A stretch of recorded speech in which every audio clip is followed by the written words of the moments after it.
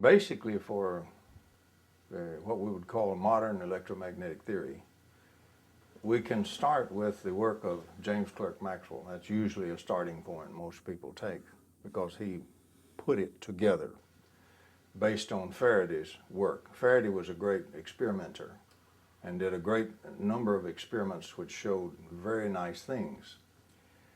And Faraday had some concepts of his own which he advanced, but he did not mathematize it. He didn't make math models of it.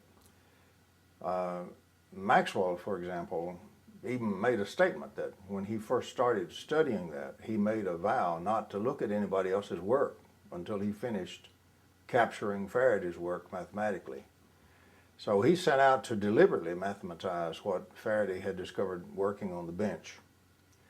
And his actual theory, which is in a paper published in 1865, was orally delivered in 1864. His actual theory is 20 equations in 20 unknowns, quaternion and quaternion-like equations. The quaternion differs, understand at this time there were no vectors. Vector and tensor analysis was not yet born. And so what we had is various kinds of algebras and things like that. But quaternions had been created by Hamilton. And they were what we call a higher group symmetry. They captured lots of operations, intricate operations that today's theory does not capture at all. To give you an example, there's always a great dispute about Nikola Tesla's work. And most of the conventionally trained scientists assume that they know and understand everything Tesla did. They do not.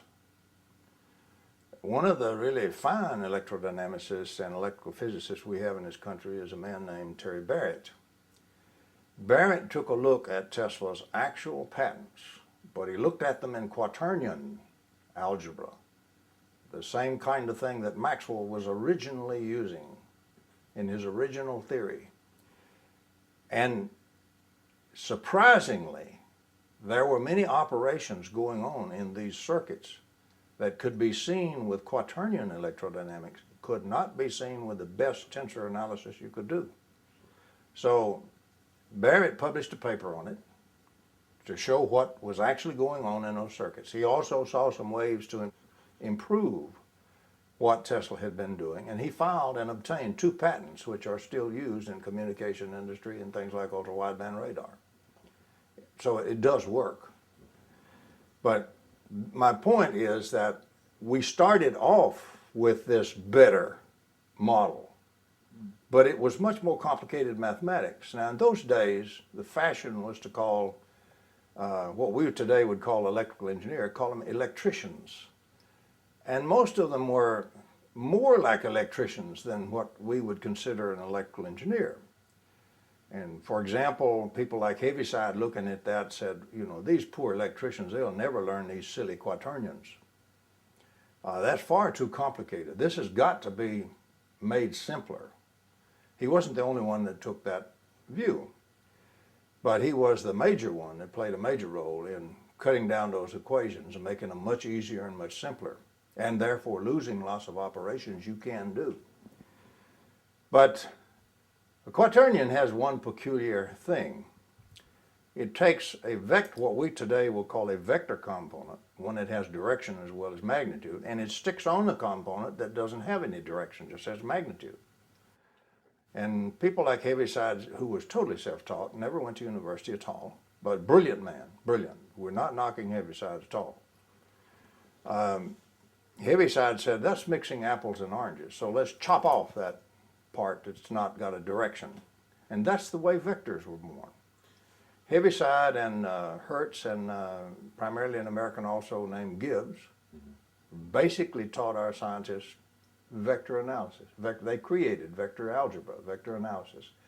And they did it in refining and condensing and chopping up Maxwell's equations, Maxwell's original theory. They reduced it to a much smaller subset of the theory. Can you paraphrase some of Maxwell's work narrowing it for our purposes in terms of how it is applied to the energy from the vacuum work that we'll be addressing overall. Yes, Maxwell had one vision, and what he thought was the primary reality in electrodynamics was the potentials. Heaviside and the others thought the potentials were mysticism. They weren't even real. If it was not force, it had no reality in the physical world. It's all right. Most scientists thought that. So he thought that these were just mathematical niceties that Maxwell played around with. So one of his real jobs, he said, these things ought to be murdered from the theory. That was one statement that he made. One of his primary reasons was to get rid of the potentials, and he got rid of all of them but two. Heaviside. Heaviside did, and so did Hertz doing the same thing, and so did Gibbs doing the same thing in forming vector algebra and vector electromagnetics. The equations, for example, that are taught today at universities, Maxwell's equations, are not Maxwell's equations at all. They are Heaviside's truncated equations. But anyway, Heaviside took the view that, these potentials are mystical, we've got to murder them from the theory, and we've got to get rid of them, and so they did. Oddly, in today's modern physics, we know the potentials are what's real, and the force field is an effect made in matter after something much more fundamental interacts with the matter. It hasn't made it into electrical engineering yet in 50 years since we've known it. Maybe it will one of these days migrate from the physics department across the campus to the building where the electrical engineering department is and get them to change the thing. Right. When you assume force fields in space, you assume a material ether, which everybody did when they first started the theory. Even Maxwell believed in a material ether. How would you define that? Material ether is that there's a thin gas, a thin material gas filling all space. And there's not a point in the universe where mass is absent. That's called the luminiferous ether.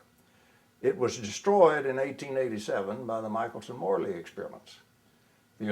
All the electrical equations all assumed this material ether, and still do. They never changed a single equation. What they did one day is they got up and announced, well, there's no material ether, so we're not using one. And they kept right on with the same equations, all assuming the material ether. What you do in a case like that, it does not allow you to engineer force. You have to start with force, and you're automatically into what we call entropic engineering. You've beaten nature in a wrestling match with nature. You're fighting forces all the time. You don't have to do it that way. If you just flow the energy in freely and transfer it and shape and form the energy as you wish, and then interact that with matter, you form powerful forces without ever having to wrestle nature. And that's the way to do engineering. That's negative entropy engineering, which will be the engineering of the future if we ever get it born. Anyway, Maxwell's equations still had a much greater variety of things that you can do electromagnetically than our people can do today at the universities. This got truncated after his death. Maxwell died in 1879 of stomach cancer. And the Heaviside work and the other works only got going in the 1880s. Beginning of the 1880s is when they did most of their work. So after his death, his equations were severely truncated. Now I'm going to say something in Heaviside's defense. He was probably right when he said, our poor electricians will never be able to understand and grasp these quaternions. We've got to have something simpler. He was probably right on the mark. Because if they had not simplified it and oversimplified it, they would not have ever got it off the ground and running to make practical things. That is true. Yeah. We had a problem in those days with both concept and calculation. That's correct. So anyway, we get after Maxwell's death, we have the tremendous work of Heaviside. Gibbs' work gave the mathematics in circulated papers, which were widely circulated. And Hertz, who had a short life, but as you know, Hertz proved experimentally, I think some 9 years after Maxwell's death, that the equations Maxwell had said predicted waves actually did produce waves. The theory produced the waves, and he proved it experimentally. And at that time, after we finally had experimental demonstration of these waves, then science began to pay attention to Maxwell's theory, to the theory as it was then existing more in truncated form. Okay, we get along up to towards the end of that century. When we get up towards 1900, another scientist of great impact on electromagnetics entered the picture, named Lorentz. Before we go to Lorenz, I'm sorry to interrupt. What is it? I still don't get, and maybe I missed something. What is it about Maxwell's equations that is directly applicable now to energy from the vacuum? Okay. Maxwell's equations do apply to energy from the vacuum because they apply to systems which are not, to be technical, are not yet symmetrically regauged. Now, what the devil does that mean? When you say regauge a system, you change its potential energy. You can change the potential energy of any system free as anywhere you wish, anytime you wish, and every electrodynamicist already assumes that and uses it, and so do the gauge field theorists. The gauge freedom axiom guarantees you don't have to pay work to change the energy of a system.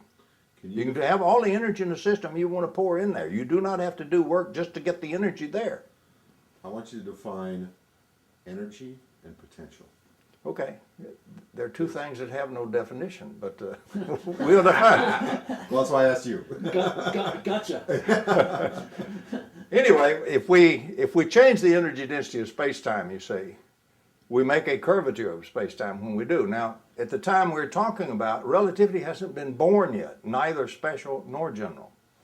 So curvature of space-time is not a concept that's being used in science at all at the day we're talking about. They started with a model that they assumed never had a curvature of space-time and never had any change in the vacuum flux because there was no such thing known as a vacuum flux. Most of the particle physics for that had never been born. So we're in a time when, completely innocently, a very restricted theory which says that, you know, space-time never curves and that curvature then never interacts back on our system, which it does. And the vacuum never changes, it's just empty space, it never changes and doesn't interact back on our system, which it does, we know today. It does violently, but that's totally ignored in that theory. So even in Maxwell's theory, that was not known, so it's not in the equations. But if you take the equations, they still allow you to have extra energy coming in from outside and model this situation.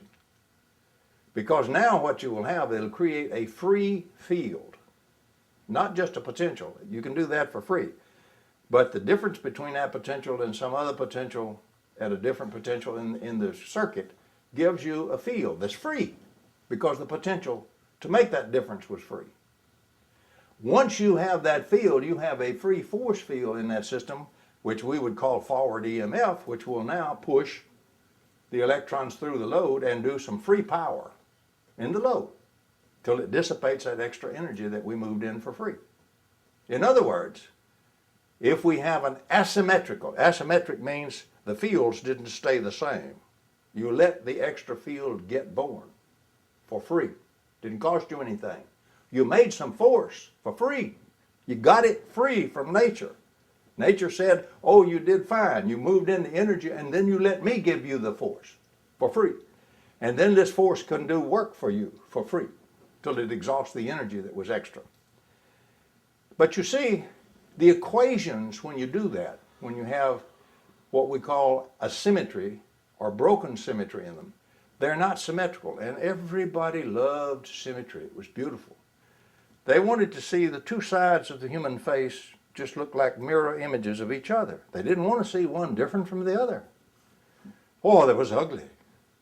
So the mathematicians, chasing beauty, abhorred broken symmetry. They hated it. And it was nothing in the world but admiring the beauty of the equations when they were symmetrical. So when Lorentz came along, Lorentz, he regauged the equations symmetrically. Okay, what does that do? What did it do that it had to do with energy systems? Well, let's reason together.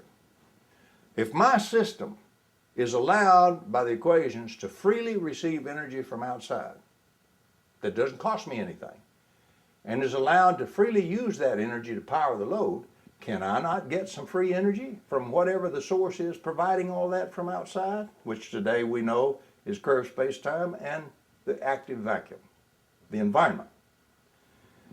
Yes, we could do that with those original equations, but if we make them symmetrical, we can't do that. Anything that flows in flows right back out. I don't have any extra thing. Or it flows in and its opposite flows in, and the two do nothing but stress the system. They won't do any work in the load. In other words, there will be no net field. There'll be two opposite and equal fields that are free. That's symmetrical. That's symmetrical. Right. That's what Lorentz did. He made the theory symmetrical because those equations are much easier to solve. They didn't have computers. Numerical methods were a bear, and they still are if you have to do them longhand. Today, they're a piece of cake for a bright young grad student. He simply takes a Mathematica or something, slaps it in here, and the computer grinds out the answer any which way he wants it. That didn't exist back then. So there was a great need and urgency to make these equations easier to solve. So Lorentz made another change. It made them a lot easier to solve. And guess what he did? He threw out all the over-unity systems powered from the vacuum. In one stroke of the pen, to make the equations more beautiful and easier to solve, completely unwittingly, he threw out all the future systems that could have been built taking energy from the active vacuum or from curved space-time or both. He discarded them with one stroke of the pen.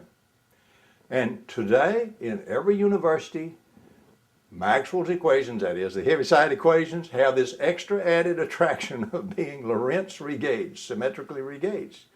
Now, what does that do in a circuit? In a circuit, you've said, this circuit is going to have a forward EMF, that's that force, you see, and this back EMF are going to be equal. We're going to guarantee that circuit is equal in the forces. So there's no free force around there anywhere for you to use for free. And yet Maxwell's original equations... Maxwell's original equations allowed that.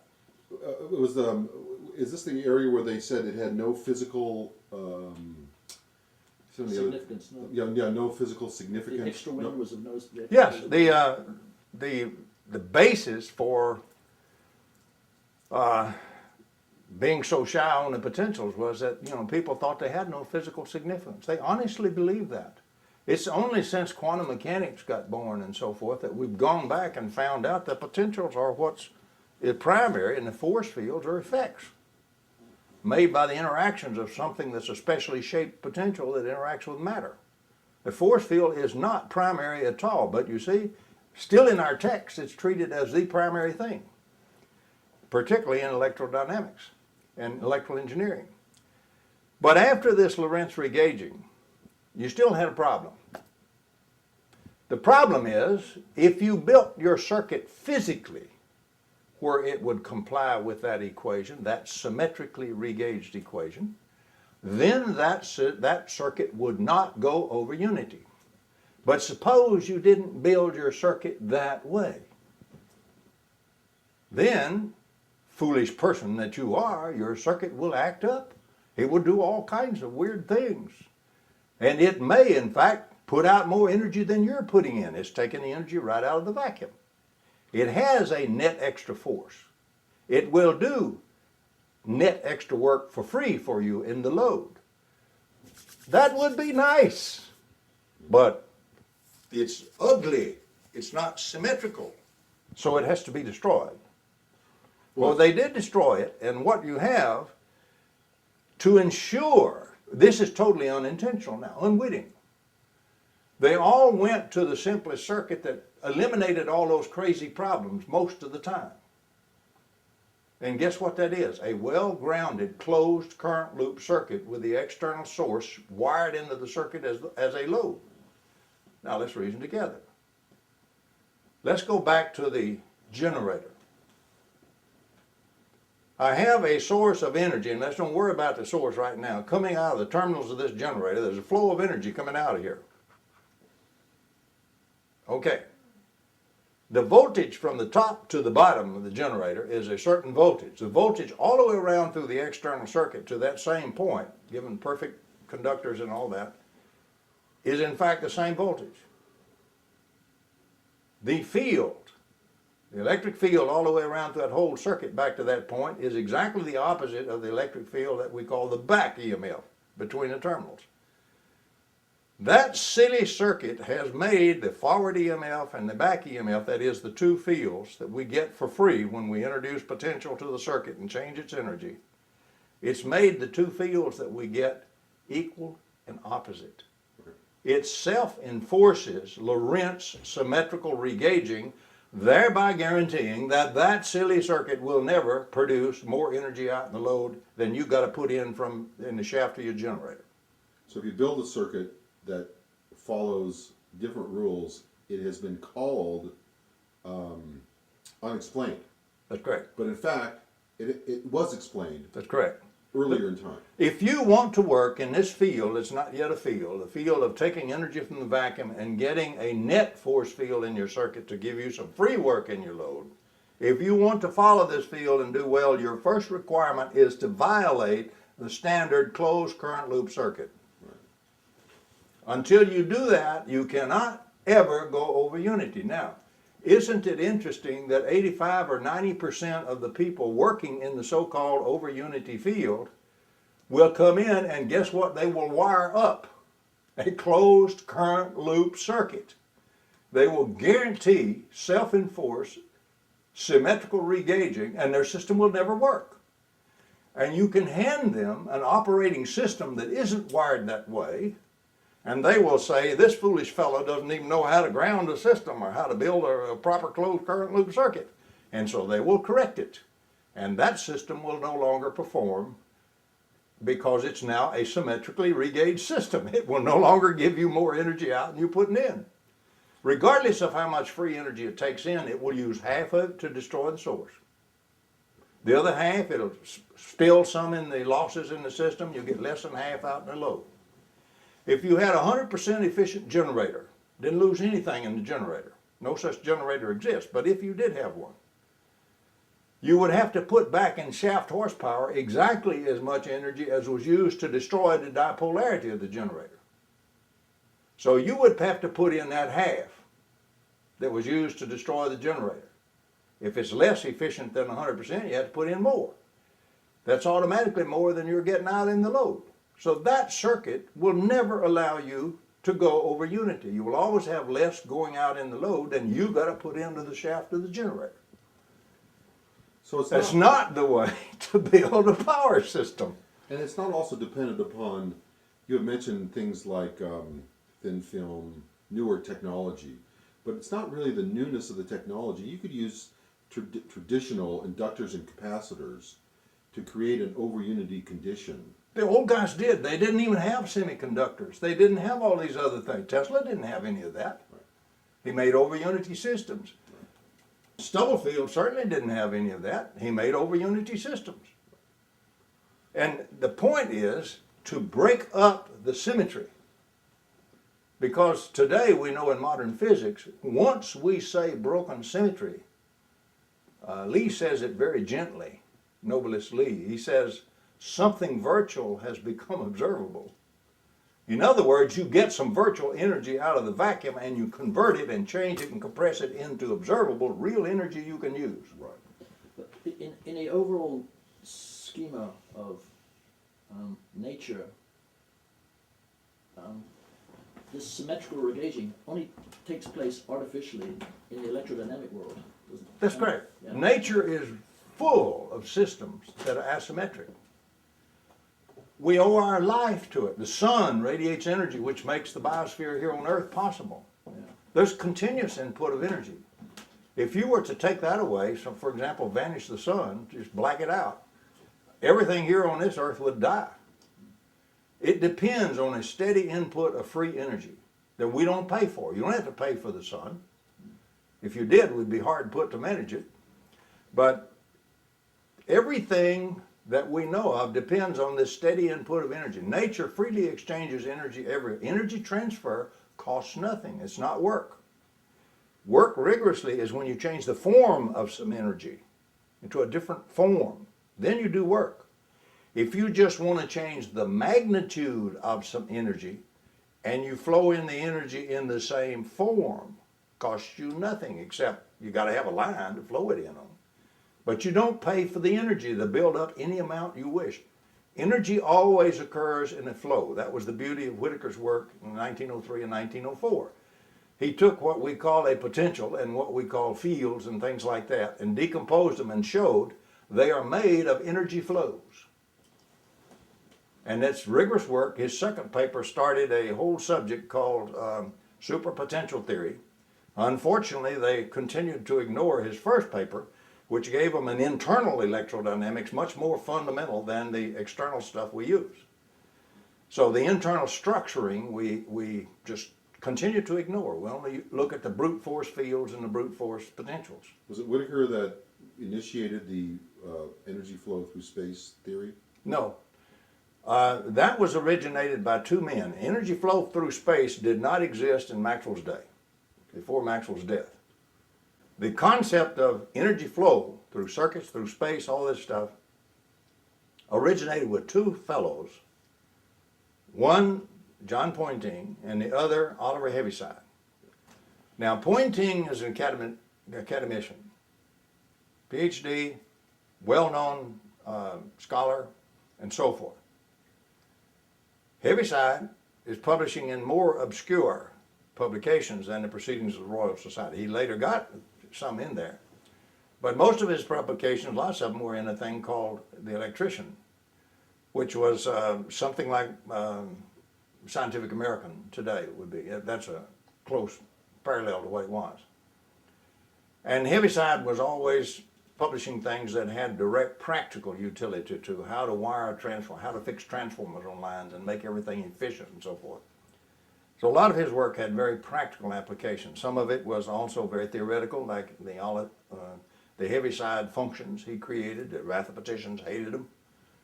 They criticized him and attacked him and said, you know, this dirty guy doesn't even know how to do good mathematics. And later, a real famous mathematician came in and said, he does too, because that's beautiful stuff if you understand this part. And finally they said, oh, okay, we'll take it. Nobody ever apologized to old Heaviside. But the point is, energy flow got born in the 1880s by Poynting and by Heaviside. Poynting never considered anything but the amount of energy that enters the wire from the circuit from outside. See, the energy flow is really on the outside of the wire. It doesn't flow through the wire at all. But a little bit of it gets diverged, we would say, into the wire. And that little bit forms all the fields inside the wire that push the electrons through the load and power the load. So he only considered that vertical component that enters the wire. He considered that the flow of the energy. Well, you see, that's not the flow of the energy along the circuit. He got it wrong by 90 degrees. Heaviside corrected him, and Heaviside showed that you had this flow going along parallel, and only a tiny component gets diverted in there. Well, this was an embarrassment. First, they had to buy the Heaviside stuff was accurate, so they had to buy that. But it had a problem. Boy, did it have a problem, and it's still got a problem today. The amount of the energy flow that's going outside the wire, coming out of the terminals of the generator, that's diverted into the circuit and powers the circuit is only a tiny bit of the actual energy flow going on. Let's use a number. I looked at a couple of circuits, and the best that I could estimate, very simple ones, the best that I could estimate it, the rest of the energy remaining after the part gets diverged, the part that doesn't get diverged, that's divergence free, is about 10 trillion times as much as gets diverged. What if we said, if you don't like the figure 10 trillion, take a billion. It's a large number. What do we make of a generator that we put so much mechanical energy into, and this cotton-picking thing is pouring out 1 billion times as much energy as we put in cranking the shaft? Where does the energy come from? embarrassing, because nobody had the foggiest notion, neither Heaviside or anybody else. It was so bad to try to keep from being accused of a dirty old perpetual motion fellow and advocate violating conservation of energy and creating energy. He only spoke obliquely of the directions of the energy flow. But he did get across that the energy flow remaining that didn't get diverted was far larger than the part that goes in our circuits and we use. And whose formulas were defining this 10 trillion times more energy? It's never been worked out exactly that I can find. It may be in Heaviside stuff somewhere. I haven't read every paper he wrote. But Heaviside did understand it was enormously bigger than the part that got diverged, because he says so. That tiny amount that gets diverged is responsible for power in the circuit. And he left it at that, so he wouldn't be accused of being an idiot. But it's in Krauss's, it's memorialized in today's theory, isn't it? I mean, it's a common, that doesn't Krauss's electrodynamics book go on? No, he shows the flow outside there, but he doesn't show the Heaviside component. He implies that all that gets diverged. It doesn't. So now we come to Lorentz, the greatest scientist of his day at this time. We're up into Lorentz's day now. Lorenz looks at that. He well understands Heaviside's work. He well understands Poynting's work. But he hasn't got the foggiest notion what on earth could possibly be a source for all that enormous energy that didn't get diverged in the circuit. Since it's divergent free, it means it's in a curl form and it doesn't interact with anything. It goes out and normally doesn't interact with you, with the environment, or anything very much at all. Just usually gets just wasted. But it's there. So a problem that Lorenz was facing was, we have this irresolvable problem. What do you do with it? First of all, even the great Lorenz, if he had said publicly and clearly, there is enormous energy flowing from every power source, far, far greater than we ever catch in a circuit and use, including, even billions of times greater, why, he would have been tarred and feathered and ridden out of town on a rail, so to speak, by the scientific community, as advocating creation of energy from nothing. Well, if you can't solve the problem, scientifically you can do another thing.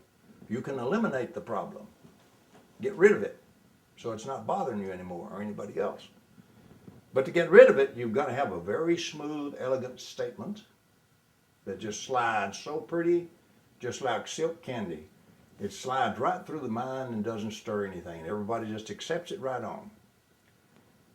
So what Lorenz did is he originated a clever little integration trick. He visualized around any point in the circuit, any point you want to take, you must visualize a closed surface around it. Now, understand energy flow is going in this surface, coming out the other surface. A little tiny bit of it is being diverged inside here into the circuit. So a little bit less is coming out than is going in. But if you integrate the energy flow vector itself that represents energy flow around that closed loop circuit, what it will neatly do, the parts that go through and don't get diverged, it'll subtract them. One's positive, let's say, going in, is negative going out. They go to zero. It only leaves a little component that goes in and gets diverged into the circuit. And what you do is you say a very clever statement that Lorenz came up and says, this other component, this Heaviside component, has no physical significance because it doesn't do anything. It won't interact with anything, so it has no physical significance. Doesn't that sound smooth? So it's exactly what he taught everybody to do, and once you did that, the problem went away. All you have is the amount of energy goes in the circuit. Half of that now goes back to kill your source. Less than half is going to get in your load. Now you're down home free with an under-unity circuit. Everybody's happy. And meanwhile, every generator you ever built and every battery that you ever got out of the battery store puts out enough energy flow to power the whole continental United States. Could you catch it and use it? But you're not permitted to know that anymore. And if you find out about it, you will be laughed at and it will be called ludicrous, but it is a fact. Now, can we prove that? Yes, we can. Fortunately, we can. The only way that it stays non-divergent is to stay in a flat space-time condition, or reasonably so. If I have something that will curve space-time a little bit, all of a sudden the divergence of a curl is not zero. Mathematically, you just blew vector analysis out the window, because you got to go to tensors once you get curvature space-time. You can't stay down in those vectors in flat space-time. You got to allow for the curved space-time. You got to bring in general relativity. And what had been a zero mathematical operation is no longer zero. This means that you can catch some of that extra energy, at least a little bit of it, and you can use it. And there's an area in physics which does it, and they never discuss thermodynamics. It's called the negative resonance absorption of the medium. A little charge exposed to potential or field or energy input to it has a certain, what we call, reaction cross-section. Look at it like a rock in a river. It'll divert so much of the stream around it. But if the rock is not fixed, if it goes into violent oscillation, it'll disturb lots more water around it. It'll collect lots more energy. So when the particle, a charged particle, is chosen, which at the frequency of the energy I'm feeding into it, it goes into self-resonance. It will collect in the ultraviolet or the infrared, if I arrange things correctly, 18 times as much energy as I calculate I'm putting in for any collection on a static rock, which is the way electrodynamics is written in the model, for static matter. It will collect 18 times as much energy that you don't think you put in, and your numbers that you crank out of the Poynting energy flow say was never put into the circuit. And you'll have articles that say, how can a particle absorb more than the energy impinging on it? And blah, blah, blah, blah, blah about how it does that. Basically, it takes the energy out of the vacuum, because the other energy was there in the vacuum all the time in that special Heaviside form. What you really did was prove Heaviside was right. And there is enormous energy in the Heaviside component for us to get and use if we will turn loose the sharp young grad students and the sharp young postdocs and fund them and let them go get it. Department of Energy, are you listening? One generator, one massive plant that you build and put in or administer, could power the entire United States if you would go catch the energy you're wasting. You don't have to destroy the biosphere and burn all the oil and all the coal and all that if you'll do some science that Heaviside did before the turn of the century. And that's a century ago. So over 100 years old we're talking about. It's been ignored. It's time to pay some attention to it. Any way you can catch it. We tried to point out that if you used a Heaviside processor and you didn't get the 18, you only got 10, let's say, because of a lot of losses. If you put a thing that would absorb the heat that you make from burning the coal in a standard plant before you get it to the boiler, and let it do a 10-to-1 amplification for you by taking the energy out of the vacuum with that process that's already in physics, you could eliminate 90% of the coal burning right there with one change to your present generators, plants. Interesting. Why aren't we looking at things like that? National Science Foundation, you put out a big study in 2000 saying, well, our job is to look at innovative things. Why aren't you doing that? Why are you still talking about how I can burn some coal a little bit cleaner, or how I can burn the oil a little bit more efficiently? Well, because it was excised from our system, our education. It's been excised from the system, and therefore it's not a matter of intent. It's unwitting. Yeah. It's an unwitting negligence by the whole scientific community. But it's in the literature. It's sitting there waiting anytime anybody wants to pick it up and run with it. I didn't originate it. Heaviside did. And Lorenz couldn't solve the problem, so we got rid of it. And everybody else can't solve the problem either. They don't even want to look at it. They grab what Lorenz did, and they're all taught to do the same integration and use the same set of words. It has no physical significance. We can show you that in Jackson's book and several other books. Well, it's like you've already said. The particle physicists are not going over, walking That's across correct. the campus to the... That's right. So we have things sitting in our literature which, if followed up, would solve the energy crisis forever, and could be done fairly quickly, some of them, and nobody is paying any attention. You wanna talk It's a problem in our system. It's a problem in our scientific system because don't blame Bush and Cheney. Where do they get their advice? They get it from our scientific community. And our scientists tell them absolutely honestly with everything they know and with their heart in it. Mr. President, Mr. Vice President, you can't do anything else. We don't know anything else you can do. Well, and their General Electric sponsored funding, That's correct. that doesn't hurt their point of view either. You science got controlled, you see, because you control science by controlling its funding and how it's spent. The PhD sitting out here in the local university does not have control of the research he's going to do. Sorry about that. Two things. He has to publish papers and get them published, so he's got to go through peer review. He can't get too innovative or he'll get tarred and feathered. Run out of his position and be lucky if he can work at the local fast food store. He's got a problem that the university is on his back to bring in extra money from outside. If he doesn't, he's not considered worth his salt. At best, they'll park him somewhere teaching sophomore something or a freshman something, and that's it. He's got to have extra funding also to pay his grad students for their doctoral programs and also to his postdocs. So his problem turns down primarily to be, I've got to have extra funding, and the funding comes down in packages with the research already prescribed that you're going to do. Already laid out and told what you're going to do. He has to bid on these packages and he has to win some of them, or pretty soon he's either on his way out or if he's got tenure, he winds up being the sophomore instructor and that's it. I want to talk a little bit about energy flow through space in a manner that you have before in terms of the pipe and the river and what goes through the pipe and what's flowing around the pipe. When we talk about energy, we get into, and we talk about it in the fuller sense, not like we're using it presently in electrical engineering, but when we also talk about it in the larger sense, where we bring in the general relativity and we bring in the particle physics. And we look at those interactions, which are always going on, they always generate forces. We've just found how to sweep them out and not have to pay attention to them in normal engineering. But we paid a bit of price for doing that, for making it simpler, because we eliminated our ability to get the energy out for free or almost for free. And so we've had to pollute the biosphere and everything, have ever more energy to burn more coal, burn more oil, whatever. Yeah. We don't have to do it that way at all. We can burn a lot less of all of that stuff, far, far less than what we're doing now, if we would but work the problem. So, but when we get into energy, we find that we have positive energy and negative energy.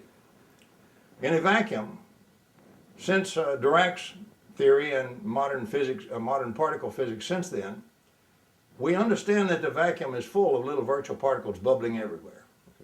Incredible energy. You can also represent it as a set of holes that each filled with if you don't like the bubbles so much, and each of these holes is filled with its corresponding particle. For example, like an electron. There's a hole here that's exactly will hold an electron. And once a real electron falls in there, the hole is full. The vacuum is what we would call empty space at that time, with the hole filled. Another electron coming in doesn't have a hole to fall into because it's already full. Right.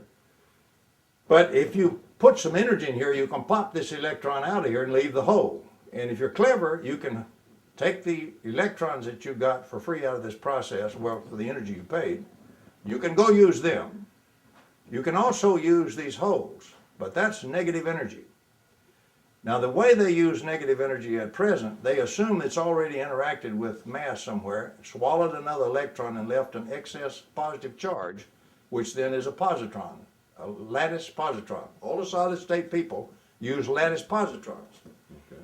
As long as it has not interacted with matter, the Dirac hole is not a positron. It's a negative energy electron. And it has negative mass. And you can hold it in that state without being filled for a short time, at least in circuits. When you do, acting as a source charge, it's producing at the speed of light negative energy photons, which are establishing negative energy fields and potentials from it. So you can have a flow of negative EM energy along a circuit as opposed to positive energy that we have in our textbooks, if you trick it just right. Okay, what is the useful part of that? Let's talk about the function of a circuit when energy flow is flowing along it. Positive energy is divergent. And remember, pointing only got the diverged part that comes into the circuit. It's the divergent energy. It's always trying to diverge from its line of flow and escape back to the environment. It's trying to get away from where you want it to go. So what we call conductivity, like in a conductor, is the characteristic of that conductor to be a waveguide, to prevent that escape of positive energy and hold it along its path. So if I have perfect conductivity, I don't have any loss. The energy is forced to hold in place and gets across to the other side. I get just as much out as I put in. But normal circuits are not pure conductors. We have impedances. Even in the wire, we have little impedance. So what we have is we have an impedance that is met along the path. An impedance, by definition, is a small reduction, at least some reduction in your conductivity. That is, it reduces the ability of that wire to be a waveguide and hold that energy along it. So some of the energy escapes and leaks off. And we call that losses in the circuits. So for positive energy, I put some in at the beginning. I have my impedances. Certainly if I got a load, I got impedances. But I've got impedances in the way my circuit is made anyway, and I'm losing some all the time. So I'm going to get less out there in that load to power it than I put in. It's the leaky diode, leaky pipe. The pipe carrying the energy to this load leaked all the way, and I didn't get as much over to the load as I put in. Sorry, I'm under unity, particularly since I got it in a closed current loop circuit and I'm killing my power source with the other half all the time. But negative energy is nature's beneficial grant to humankind and to the world. Negative energy works exactly backwards. It's the convergent energy. It's the energy that the environment is always trying to pour into any flow of negative energy going along a conducting path. The environment is trying to put more negative energy in there all the time, free. You don't have to pay a thing for it. It's trying desperately to do that. Conductivity now is still the process of preventing change and of doing that waveguide and preventing any change. So the negative energy flowing, well, the conductivity will not allow any excess energy to flow in there. And so in this pipe, I will now get out a pure conductor. At the other end, I'll get exactly what I put in, just like I did with positive energy. But again, it's not a perfect world, and the circuits are not perfect conductors. There are impedances. But now when I meet an impedance, what it does reduces the conductivity, reduce the wave guiding, which means some excess energy now crowds in here and converges in here, negative energy. Coming past that impedance, I have more than I'm putting in. The next impedance, I get some more. So if I have a series of impedance, by the time I get to the end of the flow, I have enormously more flow than I'm putting in. 10, 15, 20 times more in a common circuit. Maybe 100 if you really do things real fine. So I have lots more negative energy coming out than what I'm putting in on the other side. I didn't create any energy. Nature kindly gave that to me because she said, oh great, you allowed me some impedance where I can give you the energy. And I'm happy to do that. Here it is to you for free. And you say, well, we got to have positive energy to run loads. Well, we do with the way we design them. We could design them to use negative energy, but nobody's ever thought of it. Nobody's ever developed negative energy flows, except one fellow named Beardena. And so nobody has paid any attention to using circuits in the negative energy role rather than a positive energy role. Well, you had mentioned yesterday that Sweet's circuit had... Sweet's circuit produced more negative energy than positive by far in his device. And Gray also. Gray, splitting the positive, yes, he was dealing with some negative energy.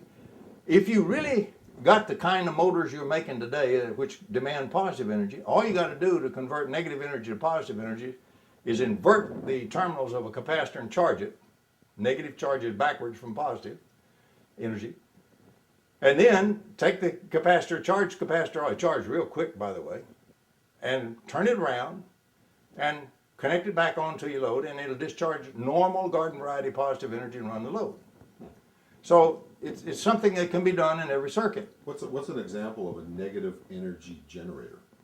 Only something built by Beardena that I know of is doing that right now.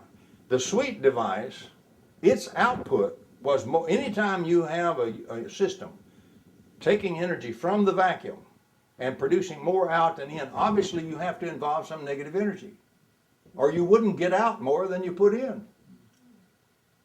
You've gone into the use of some fraction of your system in the negative energy mode, where you understand it or not.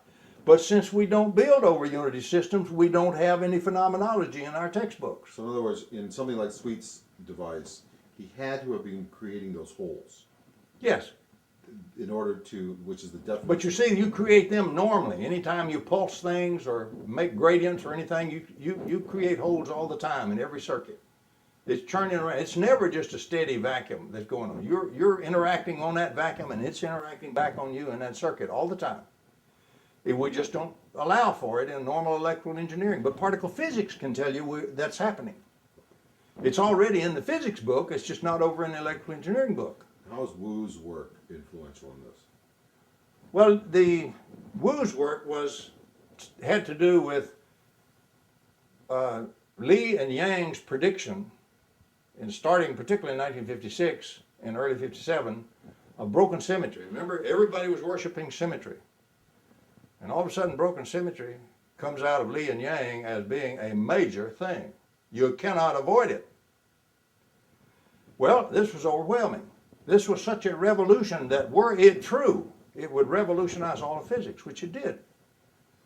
But what I'm saying is that all the other scientists immediately, the experimental scientists immediately jumped on that to see if that was true or not. Because if it was true, it was in fact a revolution. So their focus was broken symmetry, or, Yes. or asymmetrical systems. That's right.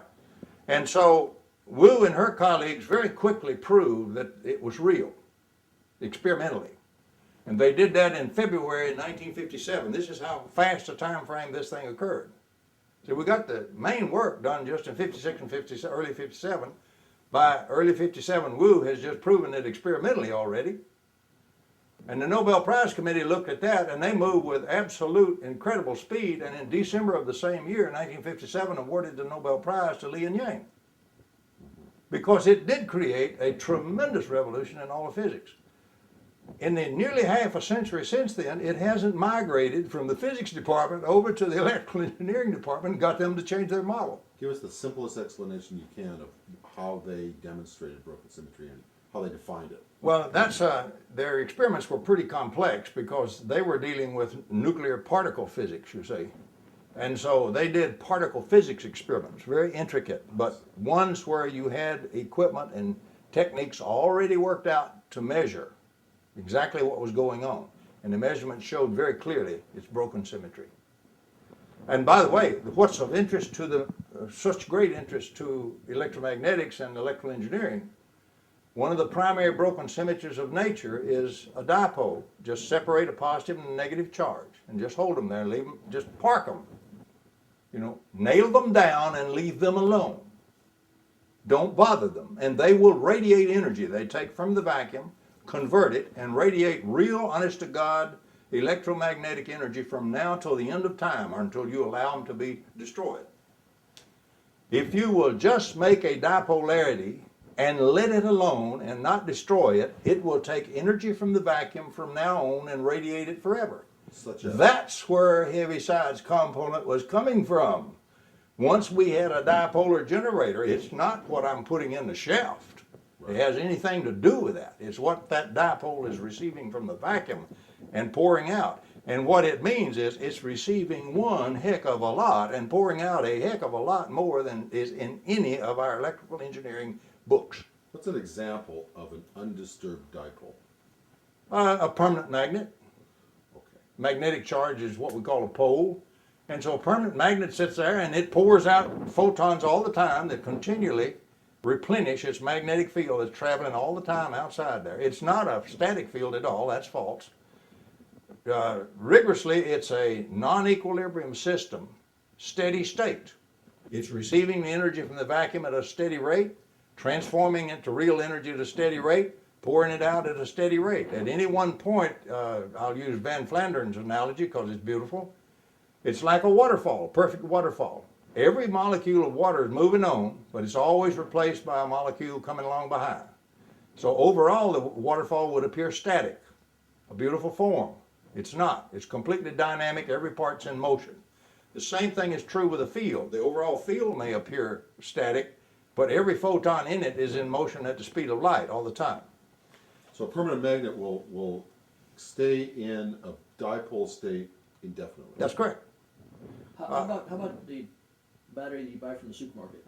Sure. If you didn't come back in and kick it in the rear with and fight your back EMF across it and send that current back through the battery the wrong way and knock the dipole apart, it would last far longer until something actually corroded. But just sitting the battery there on the table. It's right? radiating energy all the time. But the energy you see, you're not collecting it, you're not wiring it into a load, and the only way we've been taught to collect it is let it to flow, go in the circuit, and the circuit start using half of that collected energy to destroy the battery dipolarity. That's giving it the energy from the vacuum. The other half gets lost in the circuit's losses, and then you use it in the load. So I get less in the load that I'm using to destroy my battery. And by the way, if you use negative energy, you can charge batteries with enormous rates. For example, take the number 300 kilowatt peak power pulse. If you strike a common lead acid storage battery, say a 12 volt battery, with 300 kilowatts peak power pulse, you will explode that battery violently and blow the back end of your laboratory out with positive energy. If you strike that same battery with 300 kilowatts peak power pulse of negative energy, the battery loves it. You may get rid of some sulfation and restore a lot of the battery that's been corroded and so forth, but the battery loves it and charges just tremendously. You have no risk of explosion or anything like that.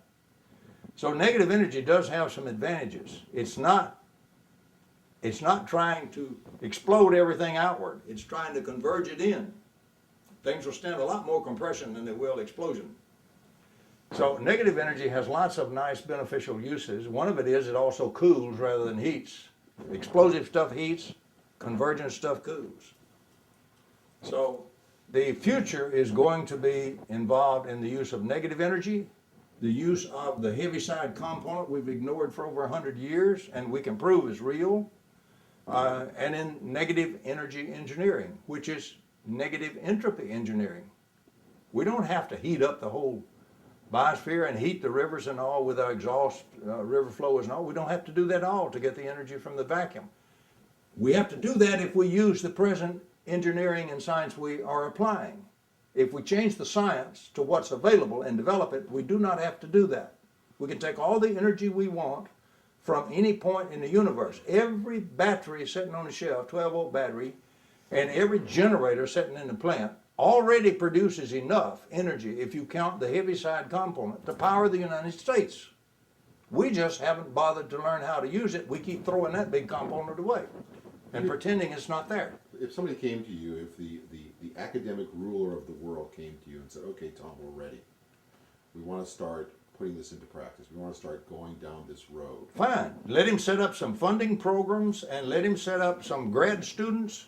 We have some sharp PhDs who would work this area. On a practical level, what would be the step-by-step process that you would recommend? Not the infrastructural aspect of funding and all that, the organizational part, but practically, what should people start looking towards or looking at? What kinds of experiments?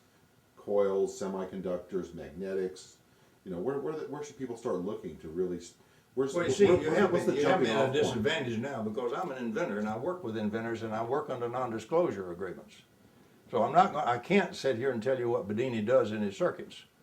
All I can do is tell you he does it, and he's filed a patent application on it. But it is working on the bench. Now, there's two ways that technology gets born. There's a conventional wisdom way that says you first go through all the scientific community and you do this and you do that, and gradually over a period of time you finally develop it and there you are. Some is done that way. Most is not.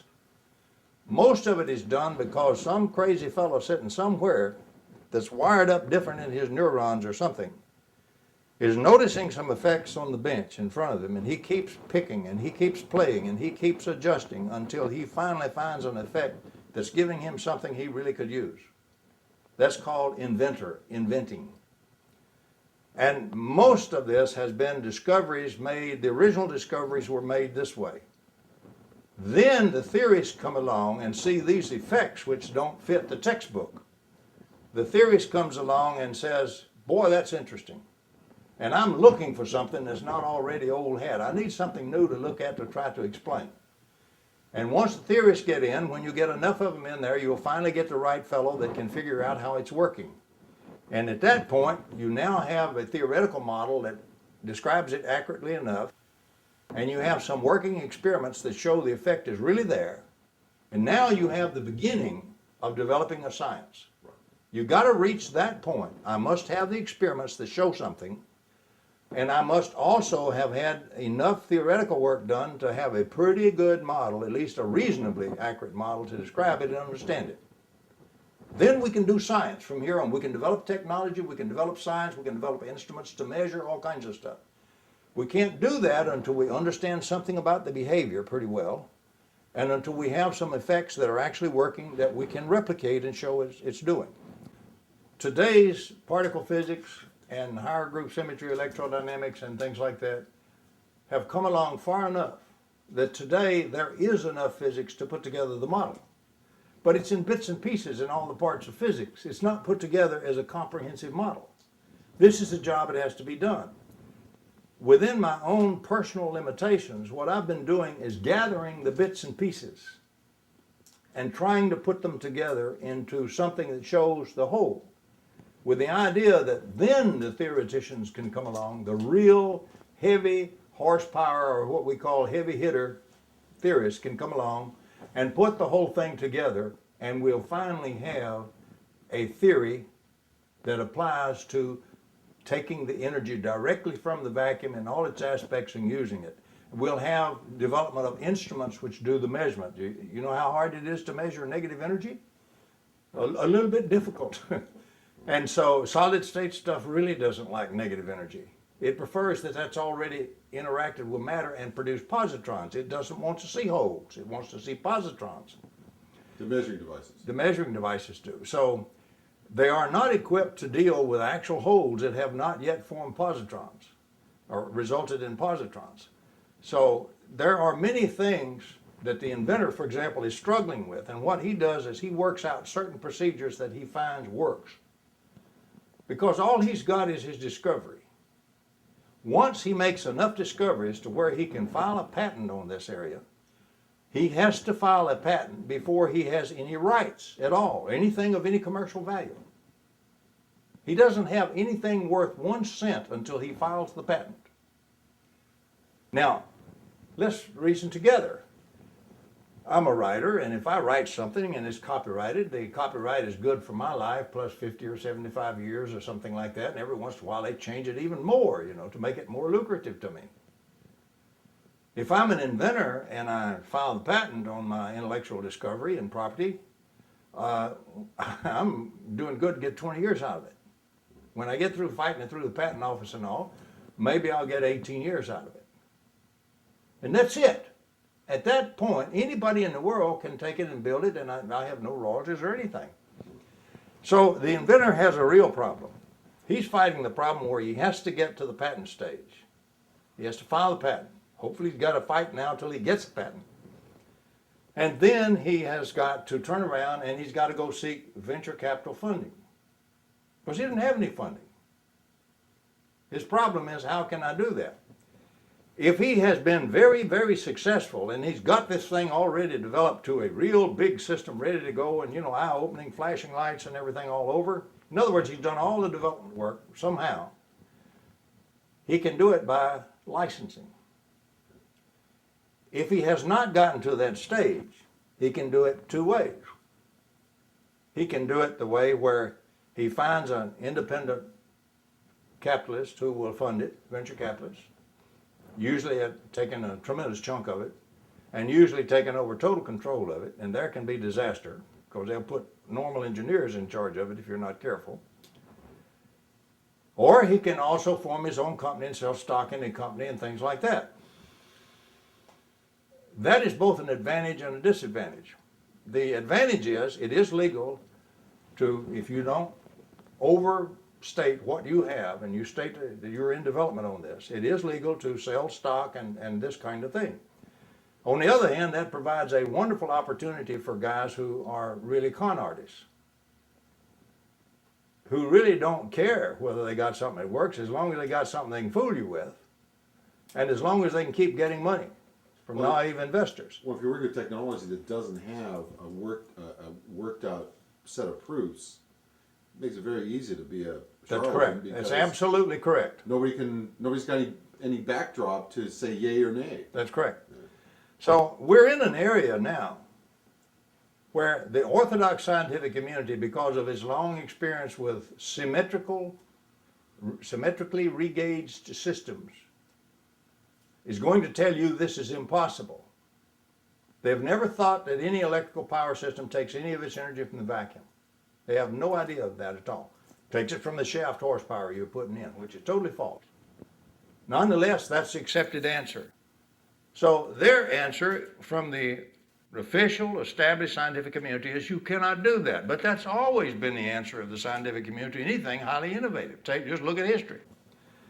So the problem we have is, how do we now, with the way science is now controlled, in the old days, the PhDs had some control over how they spent their research funds. They don't anymore. And they're under much more pressure to publish or perish and to get extra money coming in. They've been turned into a money-grubbing operation, not pure scientific endeavor.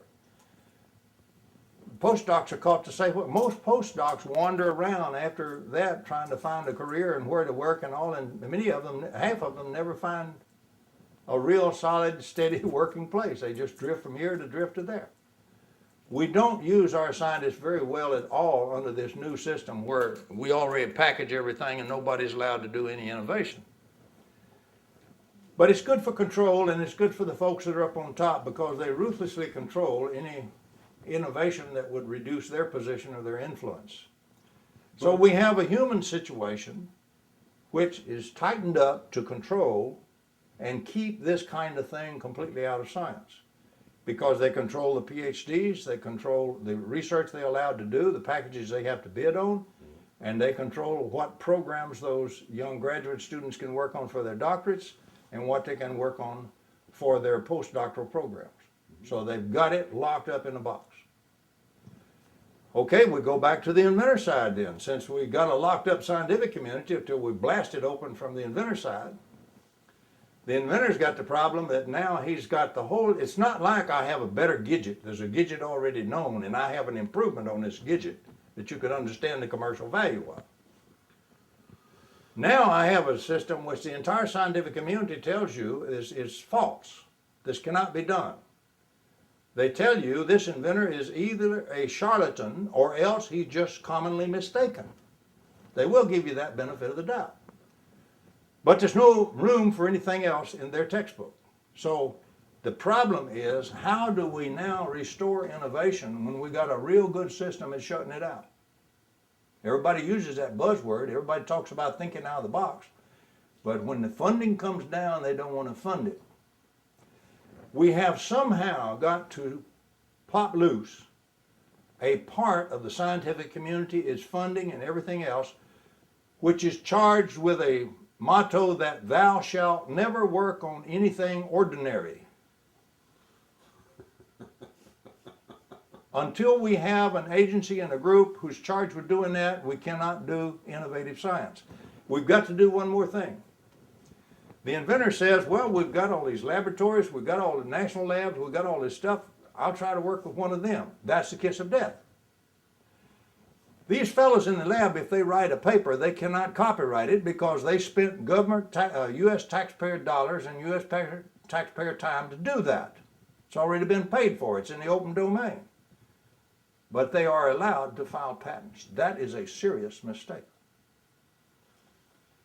The inventor is the stupidest person on this planet if he goes to a government agency trying to work with them.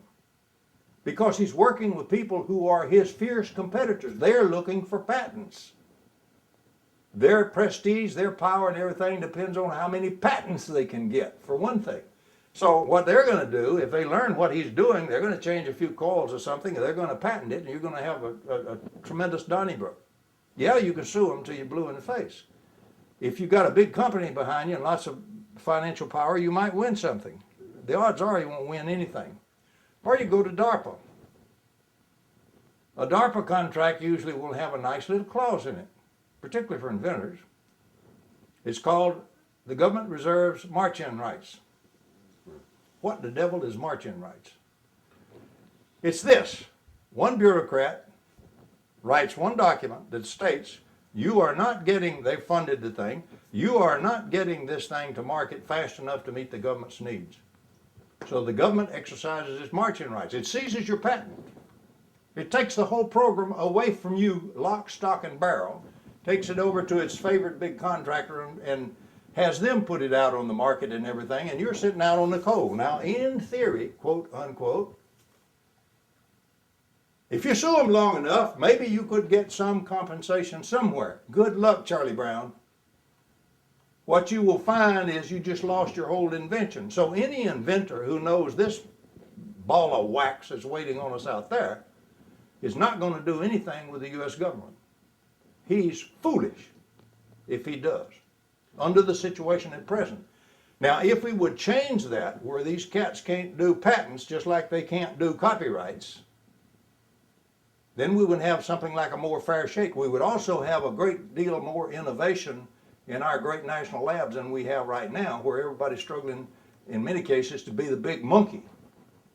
We've got to break that game up and get back to science and doing science, and that means innovative science. That means looking at what Heaviside found and what Lorentz then had us hide again, and go after that bit of energy that's free for the taking in everything we're producing anywhere.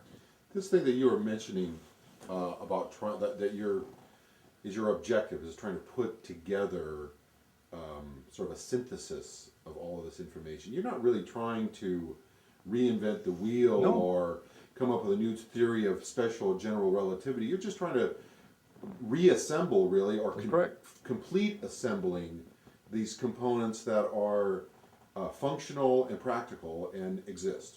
That's correct. What I do is I have been going for many years, starting back before we even had good computers or anything, and what I was having to do was go through the shelves and look, hour after hour after hour at the old journals way back. What I've been trying to do is find a few nuggets that allow you to put together from these nuggets already been discovered, already sitting on the shelf, nobody's ever done anything with, and put that together and see what now comes out of it when you have all this stuff that's been ignored. When you do, you start to see energy from the vacuum, things like this, things we could do if we really put centralized and heavy programs on it and good sharp people and good funding. There really are things sitting on the shelf that have been totally ignored, and not a thing has been done with it that we should have paid attention to a long time ago. So what I've been doing is collecting these pieces, the bits and pieces, to try to put them together as something resembling a whole and say, if we put these together properly, we do have a legitimate theory and can have a legitimate science of taking energy from the vacuum, and we can solve our energy crisis. Now, these other people who made these original discoveries made the discovery. I didn't build the Sweet device. Floyd Sweet did. Right. I didn't build Krone's original prototype of that. Right. Krone did, not Toma Beardena. I read about it. I tried to put the pieces together to see where they fit and what made them tick. And this is what we're trying to pass on to the young grad students, so they don't have to spend maybe 30 years just looking for the nuggets. They can take the nugget, go back, and I give them the hard reference. They can go back and look at that reference themselves and say, make up their own mind. Does this say what he says it says, or does it not? Now, if they find I've made an error, and all my pencils still need erasers, like everybody else's, change that thing and correct it and go on. But don't spend 30 years of your life just looking for the bits and pieces that are already on the shelf, just nobody ever integrated. Take that and make a science with it, solve this energy crisis, and do some great good for humanity, coming right out of the scientific community. But in addition to that, in your experience, you have the added confirmation of observation of these inventions. That's the extra physical. Yes, I have been very fortunate in that I have been able to work with several inventors who did have widgets that worked. Now, each inventor was a unique human being, and is today, those that are still alive. Howard Johnson built a permanent magnet motor that'll power itself and turn itself. And there is, in fact, a science of how that's done. Today, it's even in the literature. If you go to Feynman's 3 volumes of physics, and you find out about the exchange force, and they visualize a rotor and a stator magnet, and you visualize assemblies of magnets put together so that just as you are attracting in, and you get to the payback time on the other side where you start to pull back, the force reverses on you, you got your back MMF. If during that period you suddenly emit a sharp pulse of exchange force, if you cause that to be triggered, you can override the back MMF and the system will drive right on through. And that system will self-rotate, and it obeys the conservation of energy law, and it obeys all the laws of physics. Violates the hell out of violates the second law of thermodynamics. Because the second law only applies to equilibrium when those forces are equal and opposite. It doesn't apply to the system when they're not. Who wrote the second law of thermodynamics? A whole bunch of people twisted around with it for about 100 years. And what they did is strictly for a system in equilibrium. It does not apply to systems out of equilibrium at all. Every time you apply voltage to a circuit, you break the equilibrium, you violate the second law of thermodynamics. It rigorously applies only to equilibrium systems. Check the textbook, a good one.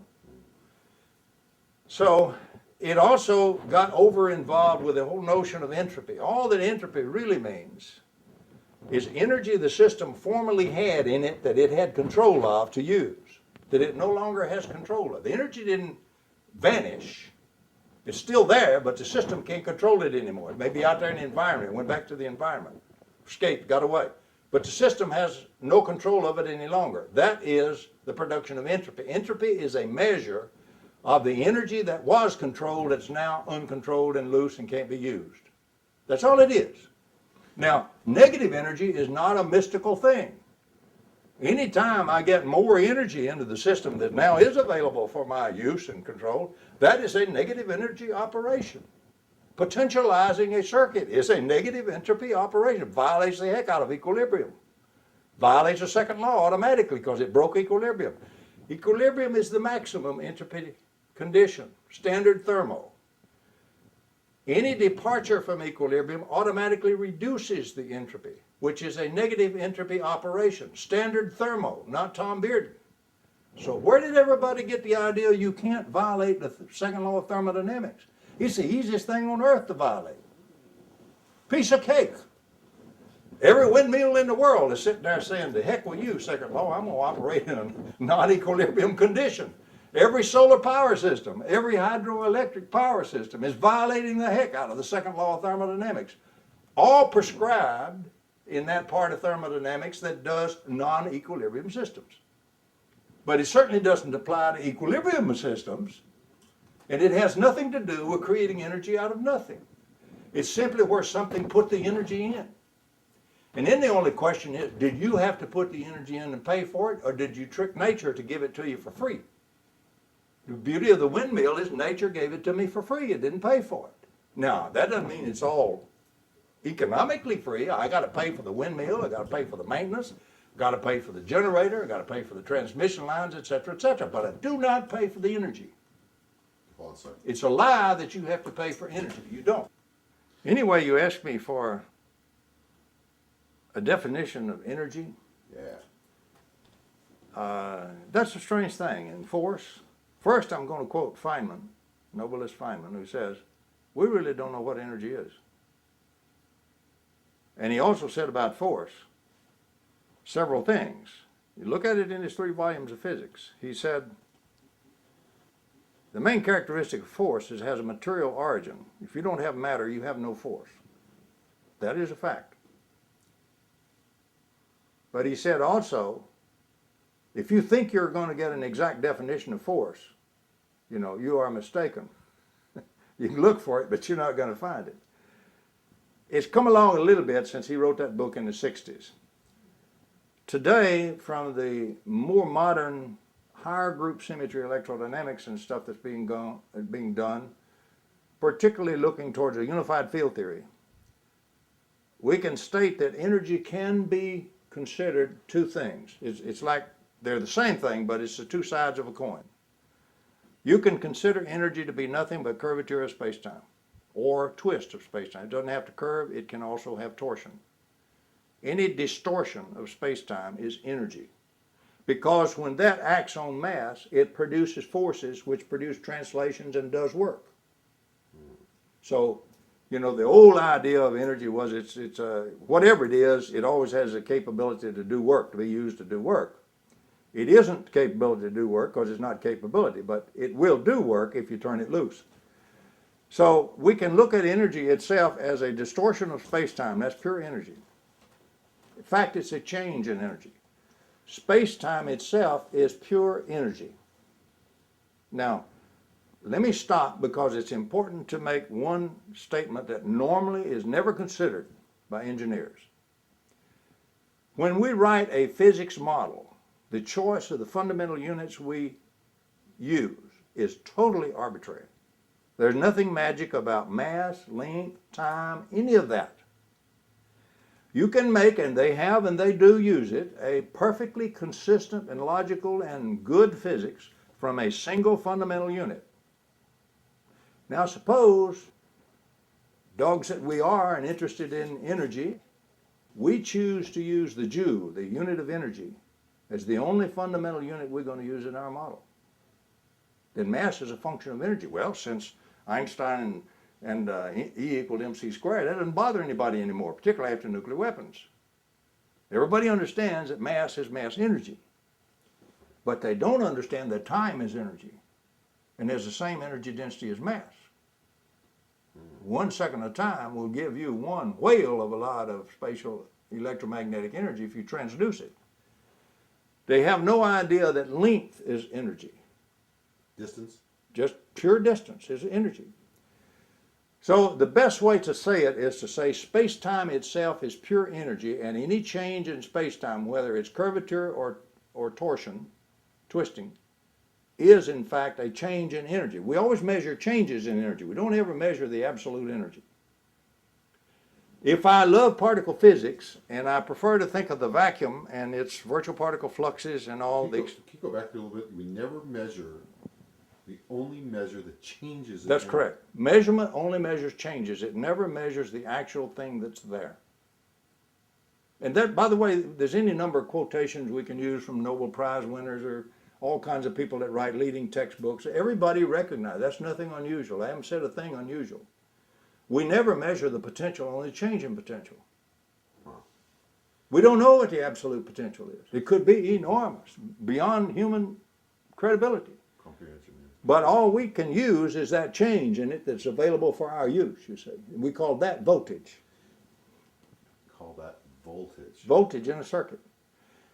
So energy then can be considered as a distortion of space-time, a change in energy, excuse me. Space-time is energy, the vacuum is energy. Any change in the vacuum, its flux, direction, intensity, all that sort of thing, whether it's swirling or whether it's going straight or it's going out or it's going in, all of that sort of changes is energy, changes in vacuum energy.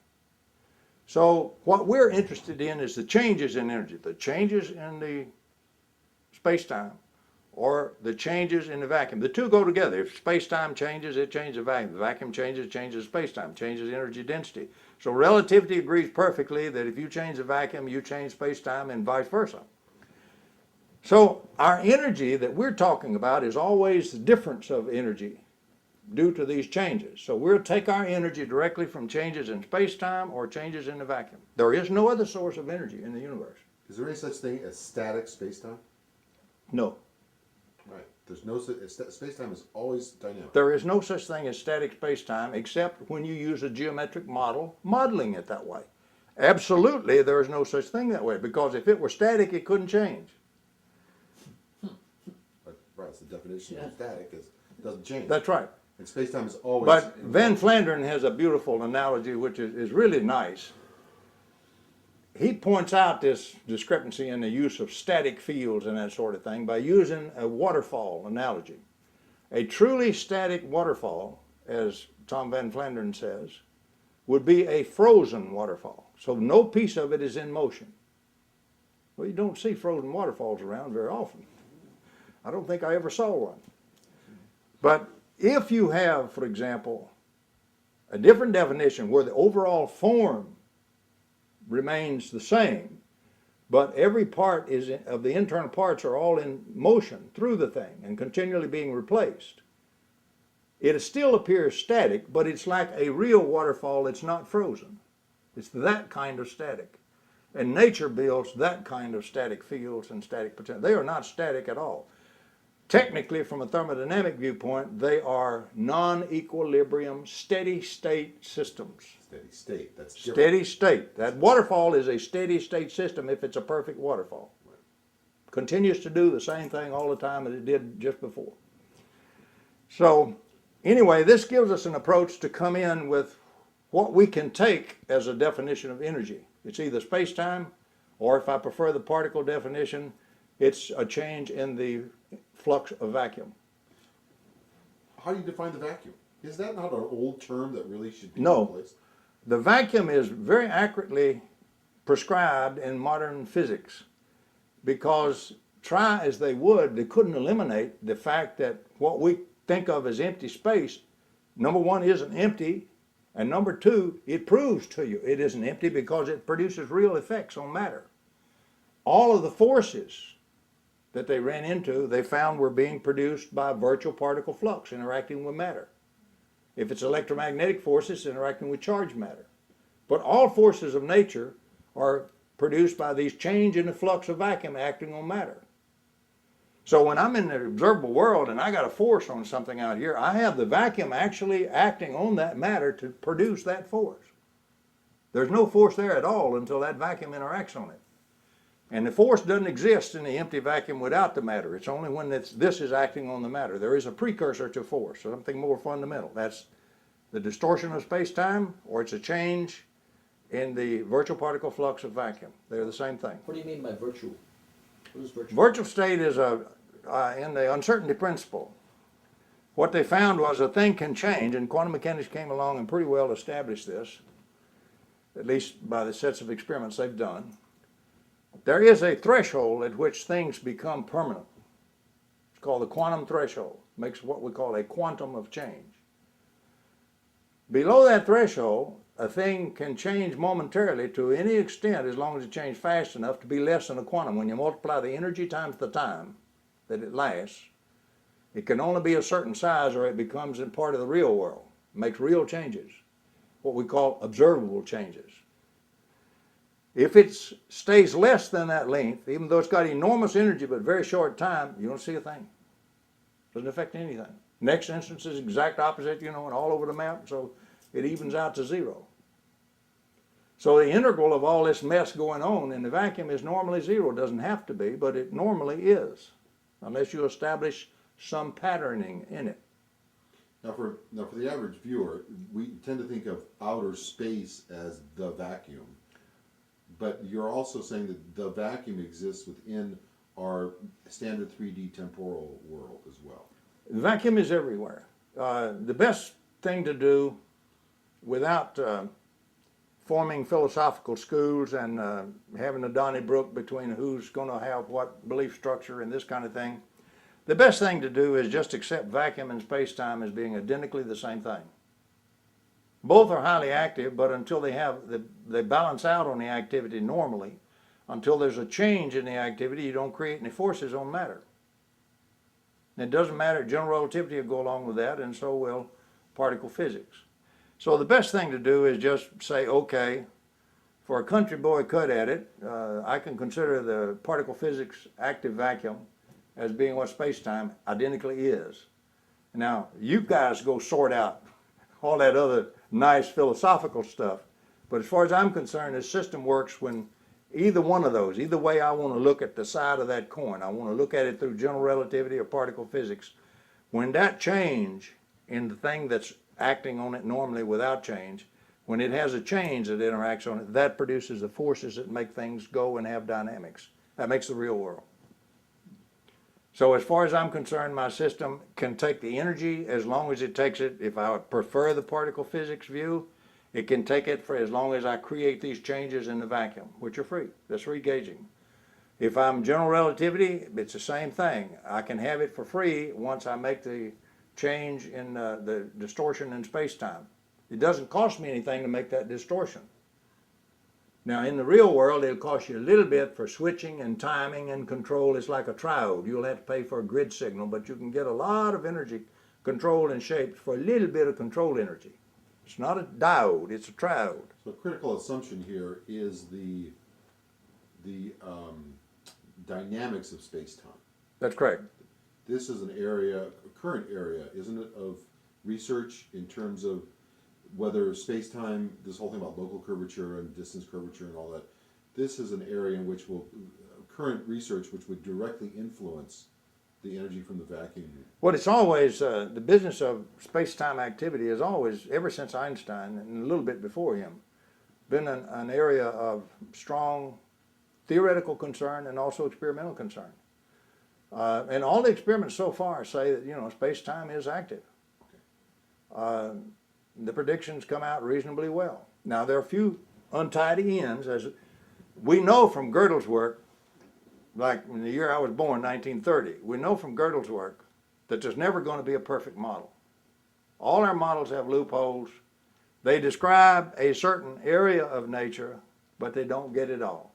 And there never will be a perfect model. A lot of leading scientists have made their statements on that matter, and that's true. We will never have a perfect model.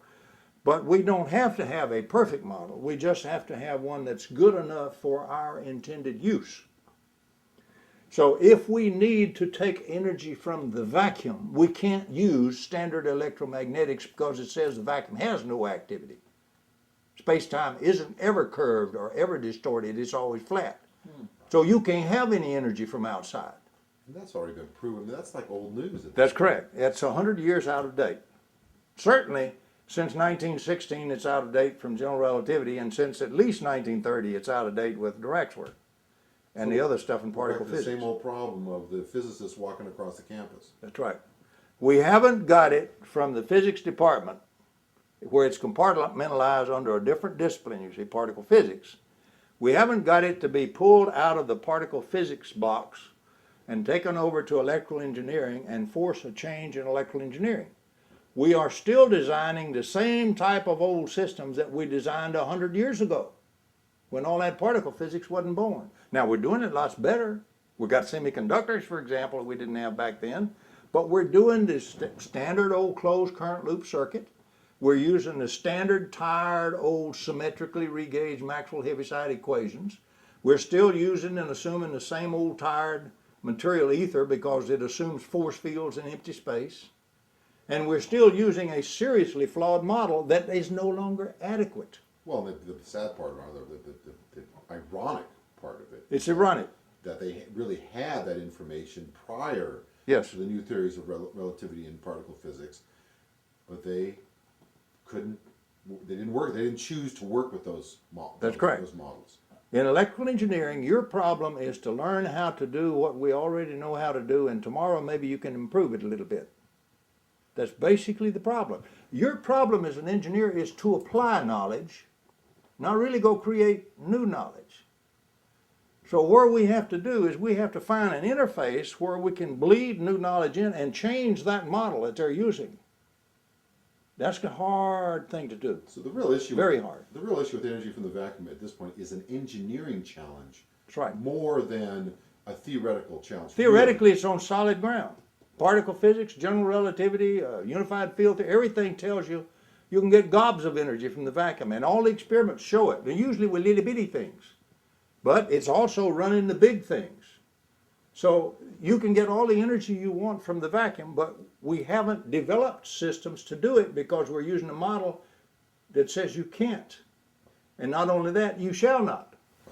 Don't other nations teach a more all-encompassing electrodynamics than we do? Yes, there are much better systems of electrodynamics available, even in particle physics. You've got the Yang-Mills theory, you've got higher group symmetry theory that has special uses. The best work that was done by the Soviet Union right after World War II. And what they did, with an iron dictator at the helm named Stalin, Stalin applied a boot to all his scientists, and he said, this great breakthrough in atomic energy and atomic bombs is not the last great breakthrough, but the next one's going to be Soviet, or I'll have your heads. He told this to his entire Academy of Science. And he wasn't kidding. He was an iron dictator, and he expected from the heads of his whole scientific academy reports, periodic reports on the progress they're making on that. And if they didn't have reports of progress, if they didn't have any progress, their heads rolled. What was he wanted them? What was his assignment? The next breakthrough in physics. Now. I want it now, not tomorrow, as fast as it can be humanly had. So trying to save their own necks, he got their attention, so to speak. Trying to save their own necks, they said, I looked at one of those way back there when I was in technical intelligence. They set up an institute that had 5,000 PhDs in it. It had all the staff for translation and all that with that. Tremendous organization. They hauled the literature, the scientific literature of the West by shiploads to this thing. And they went through all of the journals from day one, page by page, to review, to see what had been discovered and neglected that would be of use. This is one way of reporting progress. It's an iron way, but it'll keep the dictator from sending you off to Siberia to work you to death in the next 2 years. So what happened is all these things that got parked on the shelf got pulled out. They put what they've always been, the Russians have always been the greatest nonlinear scientists in the world, and they still are today. What we would call really good scientists were the first level of filter. Their job was to look for the things that hadn't been followed up and recognize them and put them aside. Then what I like to call the supercats, the real high horsepower scientists, were reserved to do nothing but review that pile, that much more limited pile. And they did. And they recognized which ones that had a lot of potential and which ones should be worked on and corrected. And they started and corrected all these models I'm talking about. They corrected the idea that force fields exist in space. When they did, they formed a new kind of electrodynamics, which they called energetics. And of course, they had a disinformation campaign trying to trick us into what that was and was not. And we bought it line and sinker. We thought, well, electrical engineering is everything. It wasn't. So they weren't necessarily looking for energy from the vacuum. They were No. looking for whatever the new breakthrough was. They were looking for weapons. Stalin wanted weapons. It could have been anything then. Anything as long as it would fit weapons. And the whole effort was highly classified. I see. And it's still classified. Energetics in the Soviet Union, the real energetics, not the ones that's used for the disinformation program, but the real energetics is still extraordinarily classified and is still under the direct control of what used to be called the KGB and today is called FSS. So the scientists themselves that do the weapons work with this higher group symmetry electrodynamics they came up with are still highly classified in the Soviet Union. But the point is the problems in the models are well known.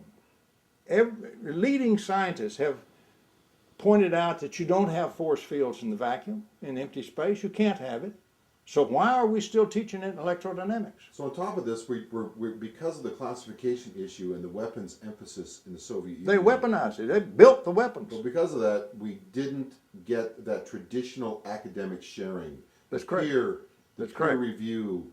That's typical of any deep black program, as we would call it. We would say if we formed a deep black program, they don't share anything. Everything goes in, nothing comes out. And so it's the same way in Russia, any other place that uses that approach. When you highly classify something and compartmentalize it and so forth, you bury it to where you don't release everything that's going on in there at all. And we do not have a similar component, never have in this area of physics even within our weapons development. We are not, we just have not, we've missed the boat in our country. We missed a lot of it. Let me comment on that question by saying we've missed a lot of it. Maybe we haven't missed all of it, but let's reason together.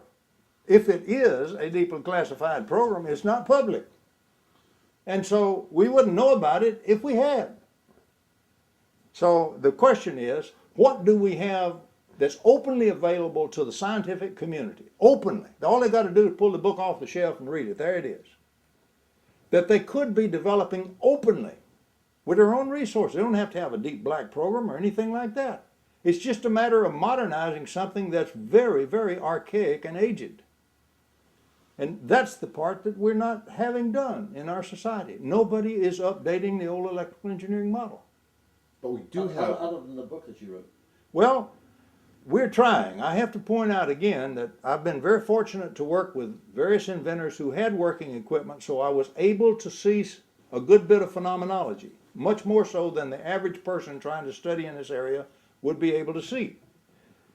So what I've tried to do is take everything that I've been able to pull out of the literature to support the phenomenology I actually saw, and was able finally to explain that, and try to share that, and share the references that I found, so that the young fellows starting in to try to do the job I'm saying desperately needs doing in science won't have to spend 30 years of their life doing that. They can start with all of that. Hopefully we can involve the scientific community then in making energy from the vacuum a viable science that's taught in our schools and built and equipped and used in our power systems. Two things. First one is, do you think the Russians have any, free energy systems designed? Question is, does the Russians have free energy systems? Yes, and several other nations and groups and all of this. There's all kind of groups that have free energy systems already working, but they're all in special installations that we are never going to see. They are working in this country, in mountains that are hollowed out, for example, in certain places. They're not necessarily under the control of the U.S. government. Don't blame the government for everything. There's a lot of folks that have a lot of activity and a lot of ulterior motive that have nothing to do with the government.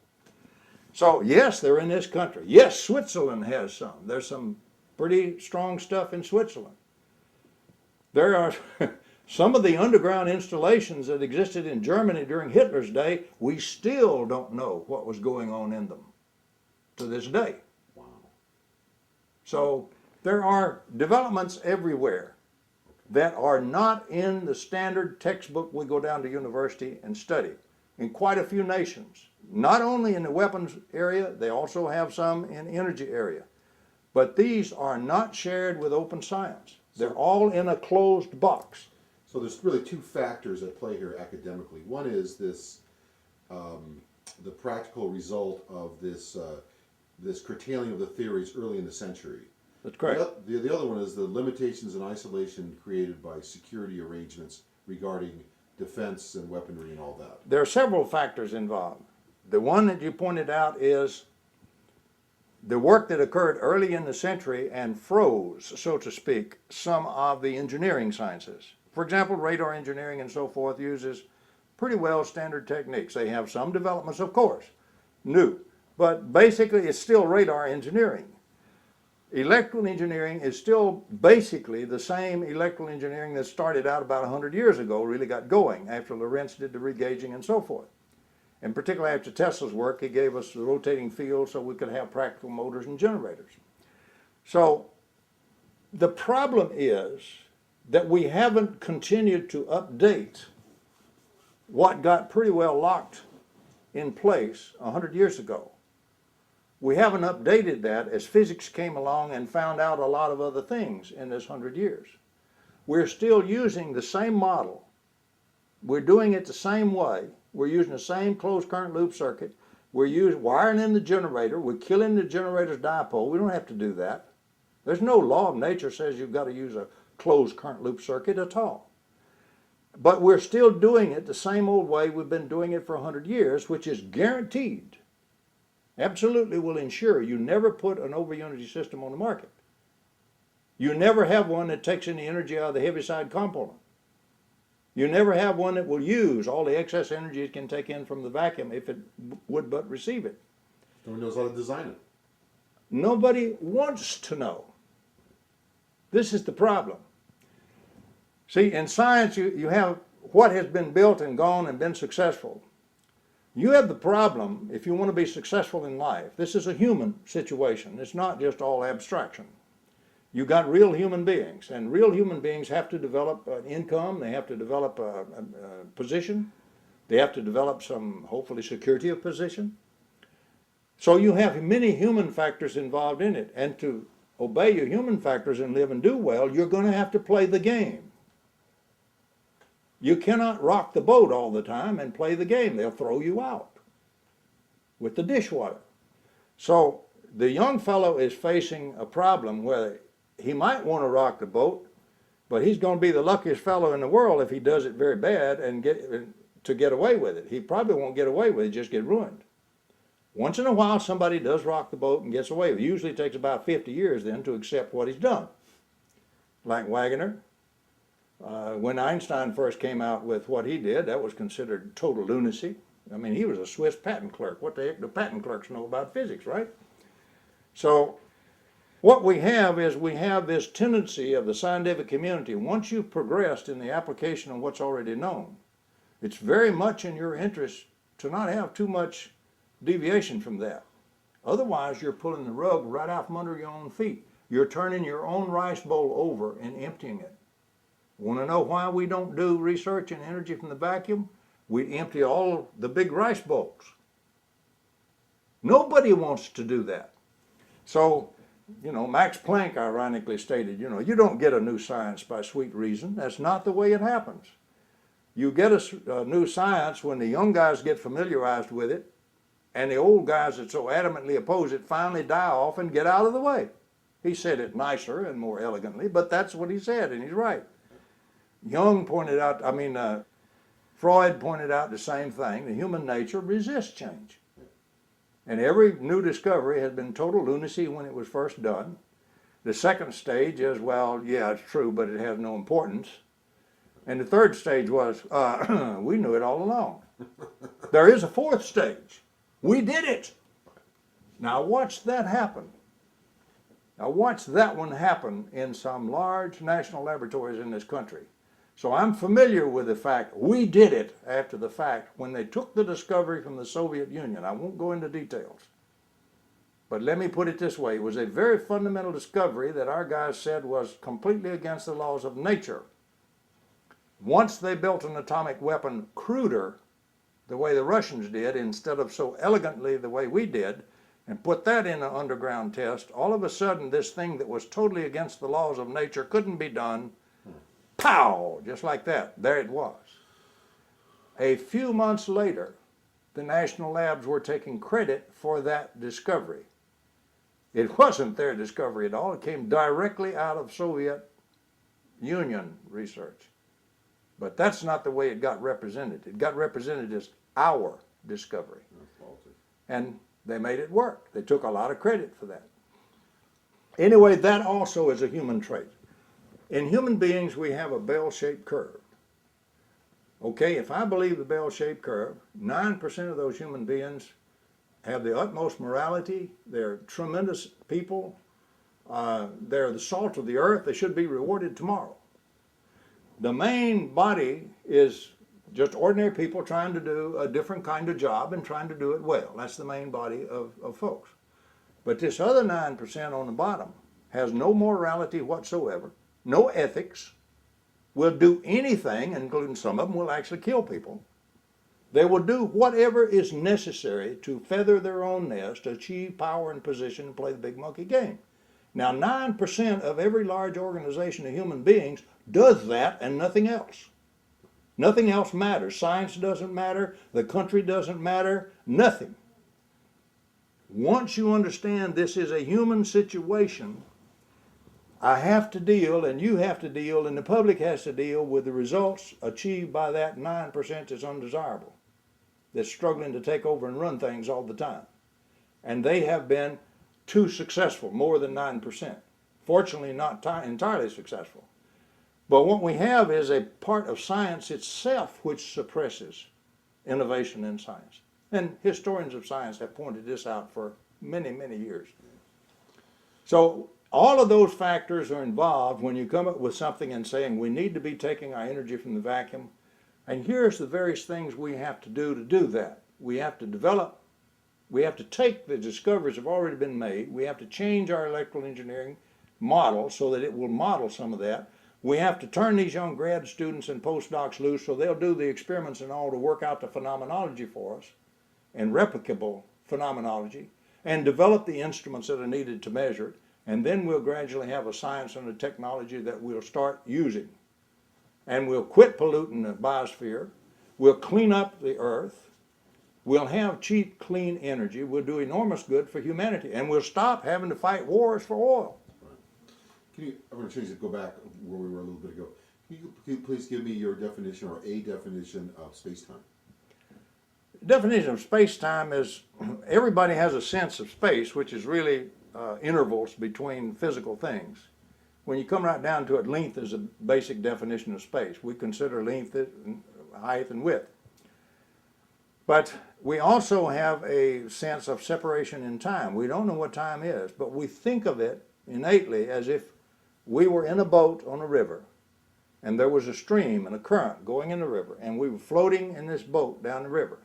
We passed this landing, and then we passed that landing, and we passed that landing, or the river goes around and around, and we come by and we see the tree, and we see it again later, and it's changed, put out leaves. We see it again later, and from the changes that we see in things, we generate the notion of the passage of time.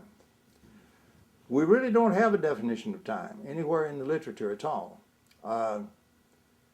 So what we have different positions on what it might be. It's like philosophy. Philosophy never solved its own problems. It set up schools. It took up positions with elegant statements. Science does the same thing. It is, after all, natural philosophy. So what we have is a sense of the passage of time that we judge by the changes we see in objects around us. That's how we infer a year from seeing that we get back around the sun again, etc. We infer a day by the fact that we're back looking at the sun in the same position in the morning again. So from the changes that surround us, we infer the passage of time. Einstein put it together based on some of the geometry he was looking at and said, if we call it all geometry, then I can make it very abstract, and I can model the length in 3 directions, and I can model that fourth. It's just another length, special kind of length. Put an eye in front of it to make it imaginary. It would still exist in time, just doesn't exist in 3 space. And he made a 4-dimensional space, and that came to be called space-time. The geometry was done by different folks, but he took the tools that could be used to construct that as a theory and made his relativity theory in terms of that model. And that's where we got so interested in space-time as a geometry, a geometrical system. It's just a model. It's just a geometrical model of what we're doing. Could you say, in the practical world, not in the theoretical model world, you cannot have 3 dimensions without the 4th dimension? That's correct. You must have time.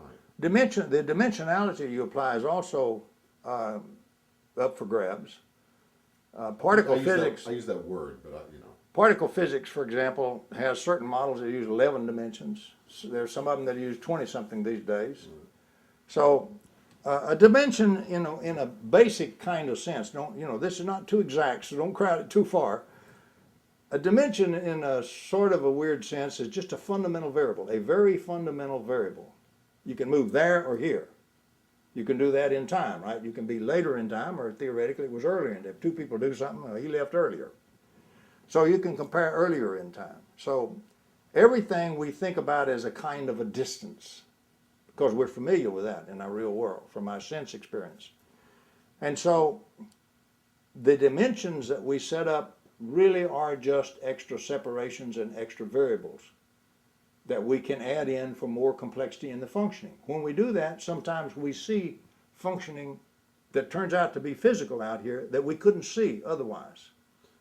So time is a form of length form of Yes, I'm sorry, distance. In relativity, you can turn distance into time, you can turn time into distance. You have time dilation, a second gets longer. It doesn't die away as quickly. When you have enough velocity, your length gets shorter, your time gets longer. Called, time dilation and length contraction. So in the way you model it, this is the way it comes out. When you reach the speed of light, there's nothing magic about the speed of light, is that along your line of propagation, your length shrunk to zero, and now you just, at best, a flat plane moving at the speed of light. So the photon is not three-dimensional, the way we would model it in that kind of model, space-time. So space-time is, for the average person, is really the joining of space and time. That's correct in a common geometry, but you see, joining it means you can take time and turn it into length, or you can take length and turn it into time. It's even worse than that. We can replace all of that with just energy as a single fundamental unit.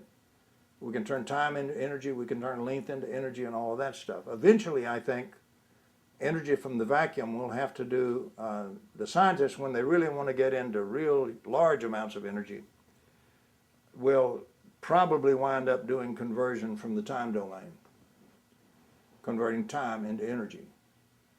Because it's awfully easy to get enough energy out of a small system that could power the whole United States if you do that. And even if you wind up with a very inefficient process, you could power a big city. So there are many things eventually that can be done once we ever get the basic start and get towards a model and get towards a technology and get towards some things that work, and we start doing the energy that we need so desperately. Get off of the oil and the coal and all of that, or at least total dependence on it. Reduce that dependence. Well, where the hand is getting forced now. It's getting to where historically we don't have much choice but to start introducing something. That's correct. Yeah. The first thing you will have happen when things start getting scarce, because of human nature, the monkeys start fighting over the bananas, right? When there's a limited number of bananas. And the big powerful monkeys start getting the bananas, and then they become powerful by which monkey they choose to favor with giving a banana or a bite of banana. So humans play the same game, and so what we will get into as energy gets shorter and shorter, we will get into the big monkey games. That'll include wars and everything you ever heard of, terrorism, you name it. All kind of isms get turned on. But the thing is, you first struggle over control of what's there to be had. That's the primate dominance thing. You've got to become dominant over there, what's available. Whether it's territory, when people used to fight for territory, or whatever. Fight for a system. I want my system to be over you and over everybody else, or else I want to get rid of you. It was, again, a fight for dominance, you see. And the same thing is true when energy becomes a tremendously critical thing and it starts really strangling people and strangling nations. It becomes a matter of national dominance at that point, survival. They will call it national survival. But what we will have is it spawns all of these human struggles. This is just the nature of the human being. And there's no way to avoid that, unless you go from the point where you don't have nearly enough and you have the big monkey game going in the struggle. You go to where you have all you wish and anybody can have it, and here, take some bananas. We got trees full, we got plantations full, have some bananas.